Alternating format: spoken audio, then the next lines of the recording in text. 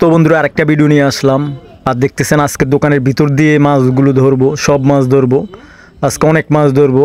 তো দেখতেছেন আসলাম। আর দোকানের ভিতর দিয়ে একটা উদ্দেশ্য আছে, যে বন্ডডি লাগাইলাম এইমাত্র। উদ্দেশ্য হলো কি, আপনার অনেক নিচে অনেক পানি দোকানের, আপনার 4টা আপনার পালা আছে পানির ভিতরে। তো দেখতেছেন ফালাইলাম, ওই যে চুঙ্গিটা ডুবাই নিতেছে, দেখতেছেন টান দিলাম, এই যে একটা মাছ বাজলো। তো মনে হলো যে অনেক বড় মাছটা, এই যে দেখতেছেন উঠাইলাম। আসলে এই কথাটা আমি বারবার বলি যে আপনার ভিডিওর ভিতরে মাছগুলো আসলে ছোট দেখা যায়, এই মাছটা 1 কেজি থেকে একটু কম হবে আপনার, তাই এই কথাটা আমি বারবার বলি।